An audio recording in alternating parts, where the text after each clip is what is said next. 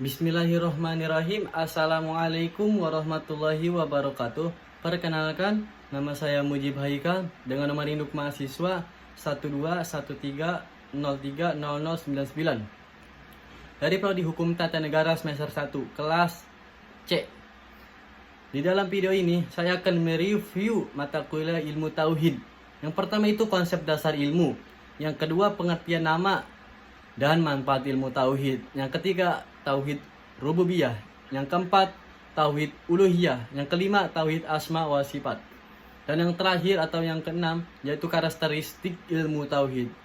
Lanjut pembahasan yang pertama yaitu konsep dasar ilmu. Ilmu dan pengetahuan. Pengetahuan dengan ilmu itu tidak sama, tapi ada persamaan, tapi juga ada perbedaannya. Jadi belum tentu ilmu itu pengetahuan. Jadi definisi pengetahuan itu adalah segala apa saja yang kita ketahui berdasarkan rangsangan kita atau panca indera kita. Contohnya seperti ini. Kita melihat pemandangan yang indah, udara yang sejuk, dan angin. Nah, itu bisa disebut dengan pengetahuan. Berbeda lagi dengan ilmu. Nah, apa sih definisi ilmu itu? Ilmu merupakan pengetahuan yang sistematis. Kenapa disebut sistematis? Karena tingkatan ilmu itu lebih tinggi dari pengetahuan. Untuk menjadi ilmu itu butuh sebuah tahapan-tahapan, metode apa yang digunakan.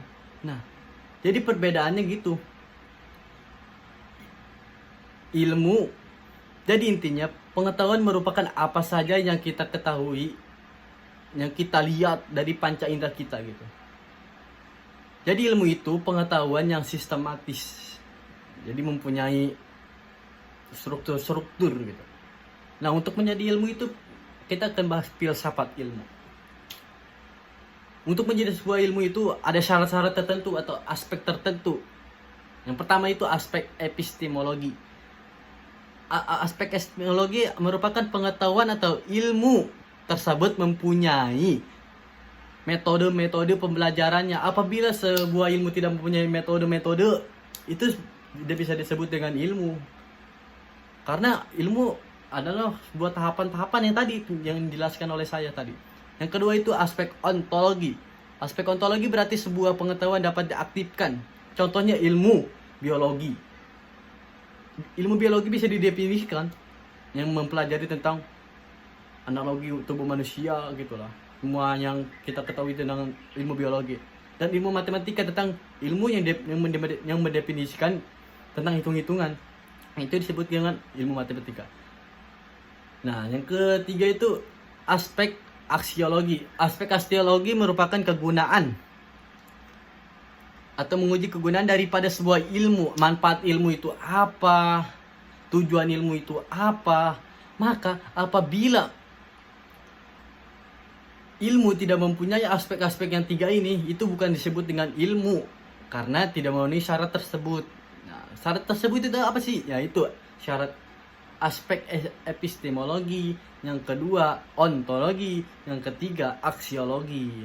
Nah, sebelum kita mempelajari ilmu tauhid, kita harus tahu dulu konsep dasar ilmu itu apa. Jadi itu.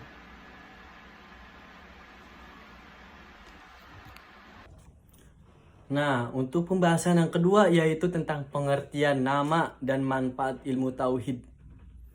Tauhid secara etimologi atau secara bahasa, masdar dari kata wahada yuwahidu tauhidan, yang artinya yaitu keesaan atau satu. Tauhid ialah keyakinan tentang satu atau esanya Allah Subhanahu wa taala. Secara terminologi atau secara istilah, tauhid secara bahasa Arab merupakan bentuk masdar dari fi'il wahada yuwahidu dengan huruf ha ditasydid yang berartikan menjadi sesuatu yang satu saja. Ilmu tauhid segala pikirannya atau argumentasinya itu kepada kesimpulan bahwa Allah itu satu, bahwa Allah itu esa. Nah, jadi ilmu tauhid itu mempelajari keesaan Allah Subhanahu wa taala saja. Ilmu tauhid pada awalnya memang sudah memenuhi aspek-aspek yang digariskan filsafat ilmu, ya seperti aspek epistemologi, ontologi, dan aksiologi, sehingga menjadi ilmu tauhid tersebut. Dan ada ulama yang berpendapat Muhammad Abduh, ilmu tauhid yang mempelajari wujud Allah, sifat wajib Allah, sifat mustahil bagi Allah, sifat jaiz bagi Allah. Ia juga membahas tentang sifat-sifat wajib di Rasul, sifat mustahil di Rasul, dan sifat jaiz di Rasul. Nah, itu Muhammad Abduh yang berpendapat atau ulama. Dan apa sih optik-optik ilmu tauhid? Nah, optik-optik ilmu tauhid itu ada 3. Yang pertama, tauhid ilahiyah. Yang kedua itu tauhid nubuah. Yang ketiga tauhid asma wa sifat. Nah, terbaik pendapat tauhid ilahiyah itu seperti apa sih? Nah, saya akan jelaskan tauhid ilahiyah yaitu yang membahas masalah ketuhanan. Ilahiyah itu terbagi menjadi 3 bagian, yaitu tentang uluhiyah, rububiyah, dan zat. Nah, berarti tauhid ilahiyah itu membahas tentang masalah-masalah ketuhanan Allah Subhanahu wa taala saja gitu. Adapun yang kedua yaitu tauhid nubuah. Tauhid nubuah itu membahas tentang masalah kenabian, kedudukan nabi, peranan nabi, serta sifat-sifat dan keistimewaan nabi. Jadi penjelasan dari tauhid nubuah itu menjelaskan tentang masalah-masalah kenabian. Nah, gitu. Yang selanjutnya itu tauhid asma wa sifat, yaitu sesuatu yang diperoleh lewat pendengaran kita dan sumber-sumber yang meyakinkan seperti Al-Quran, Al-Hadis. Misalnya tentang alam kubur, tentang adab kubur, tentang akhirat, tentang arsy, tentang lauhil mahfuz, dan masih banyak lainnya yang terkandung di dalam Al-Quran dan Al-Hadis. Nah, sumber dari ilmu tauhid tersebut dari Al-Quran dan Al-Hadis. Nah, manfaat ilmu tauhid itu apa sih? Nah, manfaatnya itu kita bisa memerdekakan umat. Tadi kita itu bisa memerdekakan umat dengan ilmu-ilmu tauhid kita. Yang kedua, pribadi yang kokoh. Nah, apabila kita dihasut oleh orang-orang yang non-Islam, kita dihasut. Apabila kita mempelajari ilmu tauhid, maka iman kita akan kokoh. Nah, gitu. Yang ketiga yaitu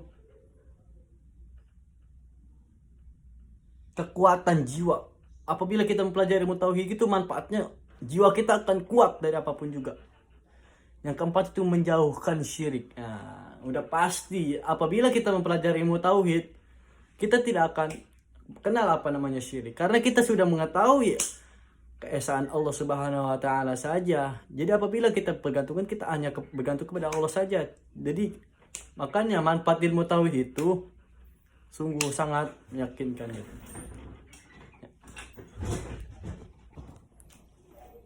Nah, untuk pembahasan yang ketiga yaitu tentang tauhid rububiyah. Yang tadi kita jelaskan tadi kepada objek-objek ilmu tauhid. Yang pertama itu tauhid rububiyah. Tauhid rububiyah itu berasal dari kata rob. Masdar dari robba ya rubbu. Rob yang artinya itu mengurus atau mengatur. Nah, al-rob ditambahan alif lam hanya digunakan untuk Allah Subhanahu wa taala. Apabila alif lamnya dibuang terus direlasikan atau diidofahkan kepada sesuatu seperti Robbu al-dar, pemilik rumah. Berarti Rob itu maknanya umum karena tidak diidofahkan dengan alif lam seperti contoh saja al-rob. Apabila ditambahkan dengan alif lam maka al-rob itu maknanya khusus kepada Allah Subhanahu wa taala. Dan ada seorang ulama yang mengatakan atau yang berpendapat yaitu Al-Raghib Al-Asfahani yang wafat 502 Hijriah. Dia berkata, kata roba saja tanpa diidofahkan dan tanpa ditambahkan alif lam, ta'rif itu maknanya umum. Apabila dikhususkan untuk Allah Subhanahu wa taala, maka harus ditambahkan alif lam. Karena alif lam itu maknanya maknanya itu khusus kepada Allah Subhanahu wa taala. Karena kata Rob secara harfiah maknanya berarti mengurus, mendidik, dan mengatur. Nah, berarti apabila kita ingin menyanyikan kepada kata Rob itu menyanyikan kepada Allah, maka kita tambahkan saja dengan alif lam, dengan alif lam di ta'rif yang kita bisa sebut gitu. Maka jadi makna Rob itu jadi khusus untuk Allah Subhanahu wa taala apabila kita menambahkan alif lam. Nah, hakikat tauhid rububiyah, hakikatnya yaitu Allah sebagai Khalik dan Malik, pencipta segala sesuatu, pemberi rezeki, yang menghidupkan, yang mematikan, yang memberi petunjuk dan menetapkan aturan. Nah, jadi hakikatnya itu Allah Subhanahu wa taala itu yang mengatur segala alam, yang mengatur segala umat-umat yang ada di seluruh dunia. Nah, itu hakikat Allah Subhanahu wa taala sebagai Khalik dan Malik, pencipta yang suatu gitu. Yang kedua itu ada seorang ulama yang berpendapat, Ja'far bin Jarir, Allah adalah yang diibadahi oleh segala sesuatu dan oleh semua ciptaannya. Nah, Allah itu harus diibadahi gitu oleh segala sesuatu dan oleh semua ciptaannya. Yang ketiga, Abdullah bin Abbas, Allah adalah yang memiliki hak untuk diibadahi oleh semua makhluk. Nah, jadi Abdullah bin Abbas itu berpendapat Allah adalah yang memiliki hak. Allah memiliki hak sesuatu dan yang diibadahi semua makhluknya gitu. Yang keempat, sebelum Isa bin Maryam ketika disumpah oleh ibunya masuk Islam, berpendapat Allah adalah Tuhannya, Tuhan. Jadi Allah itu Tuhannya segala Tuhan gitu. Jadi intinya tauhid rububiyah adalah sebuah pengakuan dan pengimanan terhadap kekuasaan atau keagungan Allah Subhanahu wa taala. Nah, tauhid rububiyah itu sebuah pengakuan atau pengimanan kita terhadap kekuasaan Allah seperti ciptaan-ciptaannya. Kita mengimaninya dengan keagungan Allah, dengan adanya bumi, dengan adanya langit. Itu kekuasaan Allah, kita harus mengimaninya. Itu termasuk tauhid rububiyah. Nah, pembahasan yang keempat itu tentang tauhid uluhiyah. Tauhid uluhiyah itu berasal dari kata ilah, masdar kata alaha yalahu. Alaha. Ilaha uluhiyah, lafadz dalalah. Akar katanya ialah dengan wajan fi'al yang berarti ma'luh, yang artinya itu yang disembah. Dan ada beberapa pendapat para ulama. Berkata dari yang pertama itu Imam Al-Tabari, beliau berkata, makna alaha adalah abadah atau menyembah. Dan yang kedua itu dari Ibnu Faris, menyatakan bahwa huruf alif lam dan ha adalah satu akar kata tersendirinya, maknanya adalah ta'abud atau menyembah, bukan dari kata waliha atau laha gitu. Yang ketiga dari Abu Bakar Al-Raji menjelaskan, mana kata alaha ya'lahu ilaha adalah abada, yang artinya itu menyembah. Dan apa sih hakikat ilmu tauhid tersebut atau tauhid uluhiyah tersebut? Nah, hakikatnya yaitu yang pertama, makna ilah dalam kalimat tauhid yang dibawa oleh seluruh nabi dan rasul ialah memurnikan ibadah dan penyembahannya hanya untuk Allah Subhanahu wa taala. Dengan yang disebut itu tauhid uluhiyah. Yang kedua itu dari Imam At-Tabari, menyatakan bahwa hakikat ilmu tauhid uluhiyah itu ubudiyah atau uluhiyah merupakan mengesahkan Allah Subhanahu wa taala dalam bentuk ibadah dan penyembahan kepada Allah Subhanahu wa taala. Jadi yang dimaksud dengan tauhid uluhiyah yaitu penyembahan kita mengesahkan Allah Subhanahu wa taala dalam bentuk ibadah dan penyembahan kita gitu pada Allah Subhanahu wa taala semata saja gitu. Dan selanjutnya tentang tauhid asma wa sifat. Asma adalah bentuk jamak dari kata ismi. Nah, berarti asma itu maknanya nama-nama, karena bentuk jamak itu artinya lebih dari 3. Kemudian apa sih yang disebut dengan sifat? Sifat itu merupakan karakter atau ciri khas. Nah, adapun asma dikategorikan tauhid asma wa sifat. Untuk konteks asma itu Yang kita ketahui, yang kita kenal itu Asmaul Husna, yang 99 nama-nama yang baik untuk Allah Subhanahu wa taala. Dan sifat menurut Hasan al-Banna itu sudah dijelaskan dalam surat Al-Qur'an, yaitu surat Al-Anbiya ayat 16 sampai 18. Sifat itu hanya dimiliki oleh Allah Subhanahu wa taala saja, seperti sifat wajib, sifat mustahil, dan sifat jaiz bagi Allah Subhanahu wa taala. Dengan pengimanan kita atau pengakuan kita dengan nama-nama yang baik, dengan sifat-sifat dengan sifat-sifat yang dimiliki oleh Allah Subhanahu wa taala, itu termasuk dalam bentuk keimanan, dalam bentuk tauhid asma wa sifat. Nah, berarti apabila kita sudah tahu sifat-sifat Allah Subhanahu wa taala, terus sudah tahu nama-nama yang baik bagi Allah Subhanahu wa taala, nah itu termasuk dalam bentuk keimanan kita dalam tauhid, konteksnya asma wa sifat. Contoh, Allah itu tidak dilahirkan dan melahirkan. Allah itu ada. Allah ada tanpa tempat dan lain-lain. Nah, itu termasuk bentuk keimanan kita atau pengakuan kita dalam konteks tauhid asma wa sifat.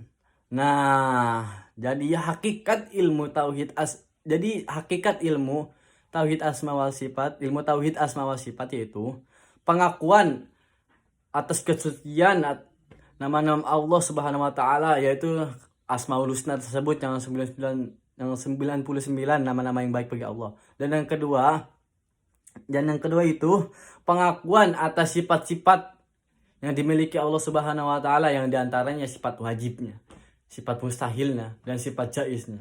Nah, jadi tauhid asma wa sifat itu pengimanan kita atas nama-nama Allah Subhanahu wa taala dan sifat-sifat Allah Subhanahu wa taala. Nah, pembahasan yang terakhir atau yang keenam itu karakteristik ilmu tauhid. Nah, sebelum kita mengetahui karakteristik ilmu tauhid tersebut, apa sih itu karakter? Karakter itu diartikan sebagai ciri khas atau yang diartikan sebagai ciri yang melekat pada satu hal. Nah, dalam hal yakni ilmu tauhid, berarti apa sih dari ciri-ciri ilmu tauhid itu sendiri? Jadi, ilmu tauhid itu mempunyai karakter atau ciri-ciri yang berbeda dengan ilmu-ilmu yang lain. Begitu pula ilmu-ilmu yang lain memiliki karakter masing-masing sesuai dengan maksud dan tujuan ilmu tersebut. Apabila ilmu tauhid mempunyai karakter tentang ketuhanannya, belajarkan tentang ketuhanannya, itu ciri-ciri ilmu tauhid itu. Kalau ilmu biologi apa? Ya, ilmu biologi ciri-cirinya tentang